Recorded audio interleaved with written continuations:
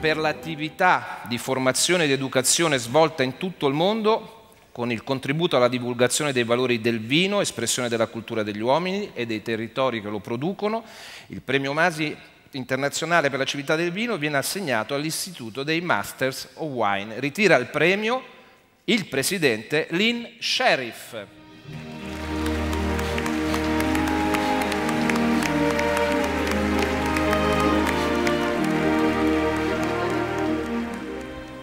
I think what has made Credo che ciò che ha fatto sì che l'Istituto abbia una forte presenza in quel paese sia stato proprio il fatto che la Gran Bretagna è sempre stato un paese importatore di vino. La produzione non è mai stata abbondante. E anche oggi la produzione di vini è veramente molto modesta. Quindi abbiamo visto che le persone sono molto aperte. Sono molto aperti ad accettare vini provenienti da tutti gli angoli del mondo.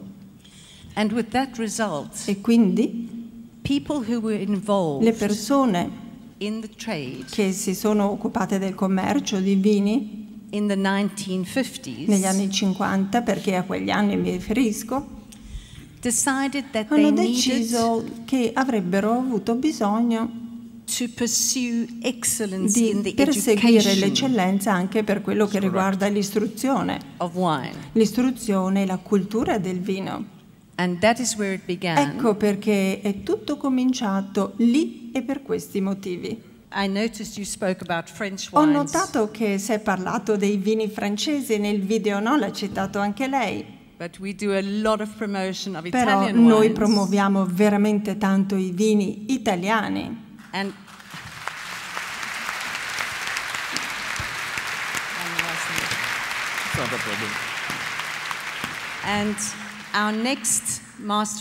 Tanto che il prossimo simposio internazionale dei Masters of Wine,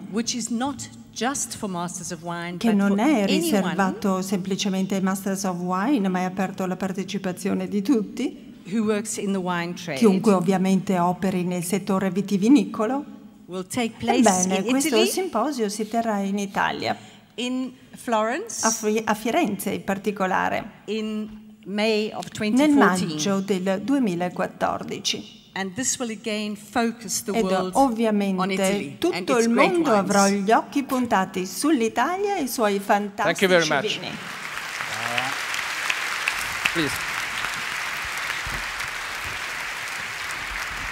Per il suo coraggioso e incessante impegno per la salvaguardia della natura, della fauna e più in generale dell'ecosistema dell'Africa, alla ricerca di un'armoniosa convivenza tra uomo, animali e natura, il premio internazionale Masi Grosso d'Oro veneziano viene assegnato a Cookie Gallman.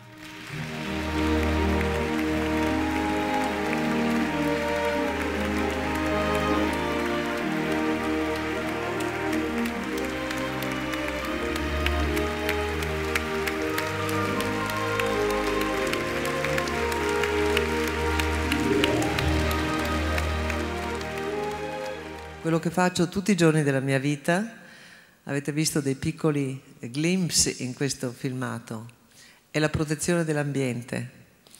Siamo alla soglia di gravi problemi e di svolte decisive nel pianeta Terra. Intere specie, come gli elefanti, i rinoceronti, come le grandi foreste dell'Africa occidentale, sono sotto assedio. E io denuncio i luoghi, i paesi dell'estremo oriente che provvedono un vergognoso mercato per l'avorio, per il corno di rinoceronte, per legni rari che appartengono all'Africa e altre parti del pianeta che dovrebbero rimanere lì. Quello che persone come me fanno è cercare di chiudere questo mercato, rendendo vergognoso è il fatto di avere oggetti d'avorio e di usare il corno di un rinoceronte come medicina che poi non serve a niente, è tutto un mito.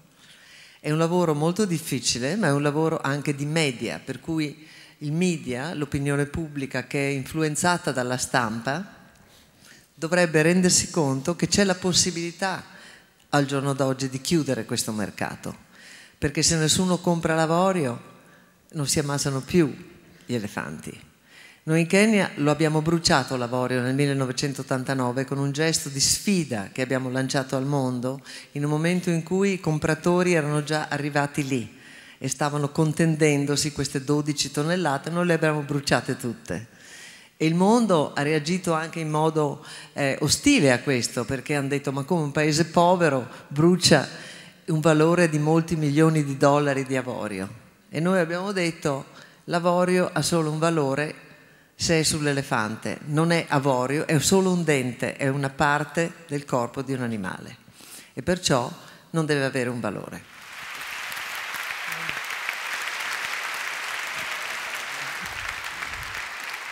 E per il suo impegno in qualità di giovane già affermato direttore d'orchestra per la promozione dell'educazione musicale in Italia, come presupposto, ce lo auguriamo, per una rinascita virtuosa, il premio Masi Civiltà Veneta viene attribuita a Andrea Battistoni.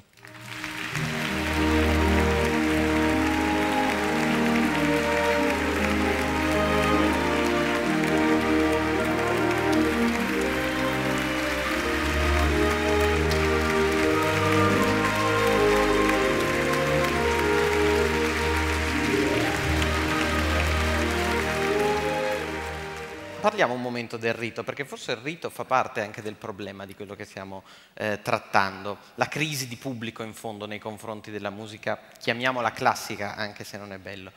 Il rito è affascinante, trovarsi in un tempio veramente della cultura come questo teatro. Io ho avuto la fortuna di salire su questo palco o nella buca che adesso è coperta da questo telo nero tante volte. È molto affascinante il silenzio, l'orchestra che accorda, poi esce questo signore che non dice una parola, non si fila a nessuno, stringe la mano al primo violino e la musica parte per magia. È tutto molto affascinante, fa parte del rito appunto del concerto da sempre. Ma un conto è il rito pieno di significato che viene goduto da tutti perché tutti ne conoscono il significato. Un conto è un rito che viene officiato da persone che sanno benissimo cosa vuol dire, ma che ormai l'hanno fatto diventare maniera. E quindi io non punto subito il dito contro l'educazione musicale in Italia, che è terrificante, la mancanza di cultura musicale in televisione, eccetera.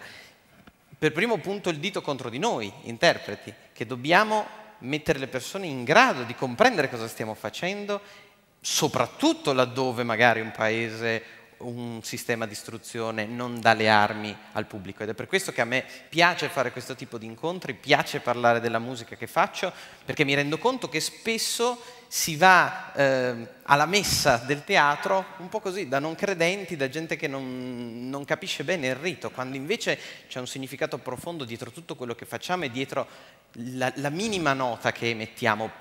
E proprio perché dietro una nota, dietro un simbolo, dietro una battuta che questi grandi geni hanno vergato, noi musicisti, noi interpreti passiamo ore e ore di studio, penso sia molto bello poterlo condividere con gli altri.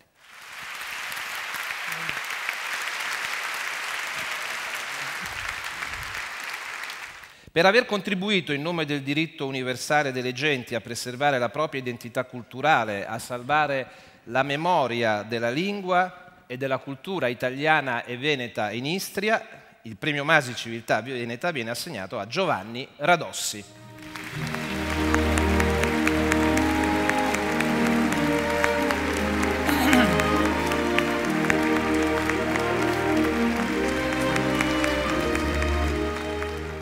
Non raccontiamocela perché in realtà queste erano terre italiane. Certo. Le risulta difficile tenere accesa la fiammella?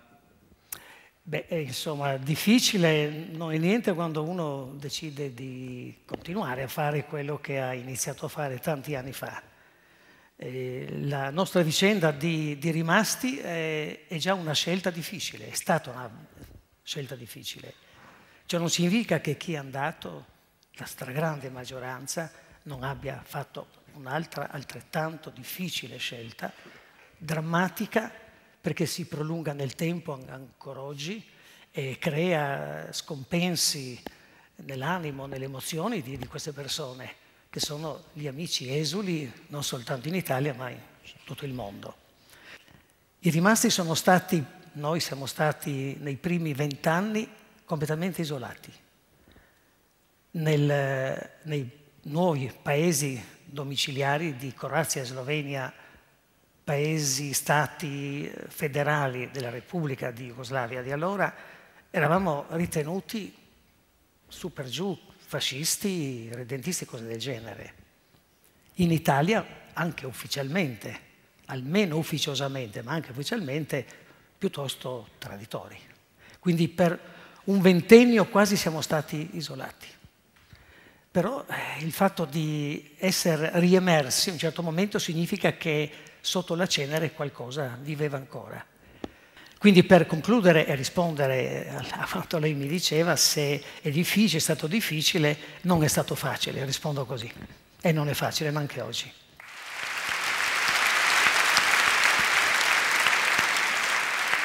Per aver contribuito al giornalismo autentico, inteso come strumento indispensabile per la crescita della società, mettendo a nudo con le sue inchieste i vizi nazionali nella prospettiva di un nuovo riformismo, direttamente non da Via Solferino in Milano, ma dalla terza A del liceo Pigafetta di Vicenza, il premio Masi per la civiltà veneta numero 3, in ordine di presentazione, viene assegnato a Gianantonio Stella.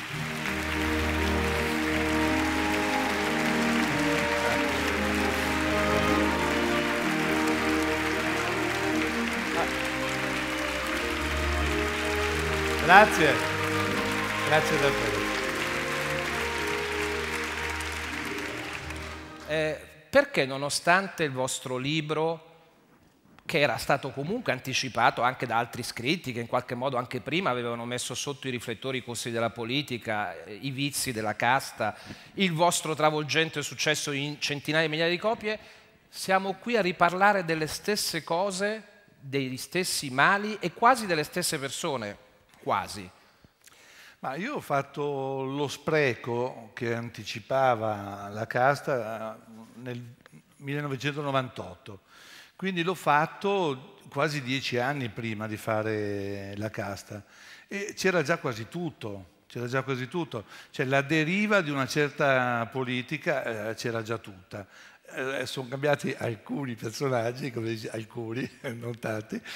Ma io credo che di base ci sia il fatto che se tu hai costruito per anni una classe politica che fa della politica un mestiere e basta, allora l'unico obiettivo che può avere chi fa quel mestiere è come il sarto che cerca di restare sarto, di tenersi clienti, il salumiere che cerca di restare salumiere, di tenersi clienti, il politico cerca di fare politica. Dopodiché quello che c'è dietro, cioè una visione, una prospettiva del paese, un progetto politico, è del tutto secondario.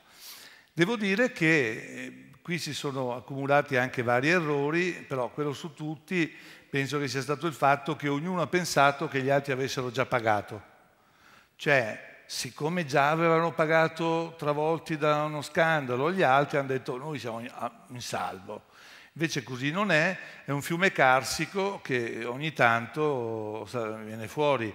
In un momento come questo in cui la gente si barrica a 400 metri sottoterra o sale a 300 metri in cima a delle gru perché è disperata, leggere che qualcuno fa una vacanza in Sardegna da 39.000 euro, che è quanto lui prende in 2 anni, è una cosa che rende insopportabile quello che una volta magari era un po' meno vistoso, ecco.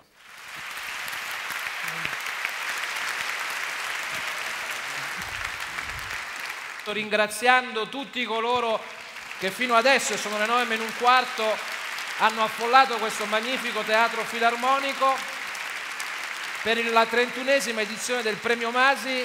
Grazie a tutti, Grazie davvero per la vostra partecipazione e il vostro calore, che conferma quanto la Fondazione Masi e questo premio siano radicati nella città di Verona. Grazie.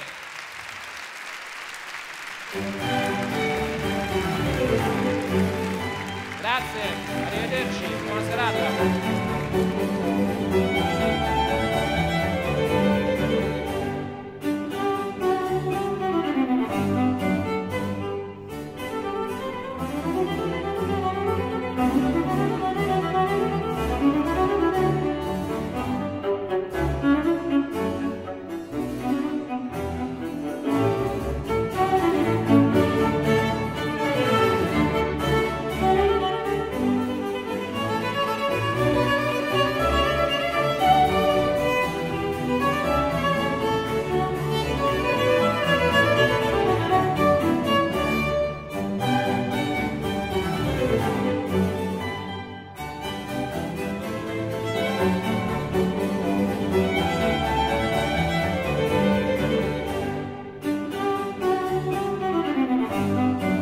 Confermo di avere una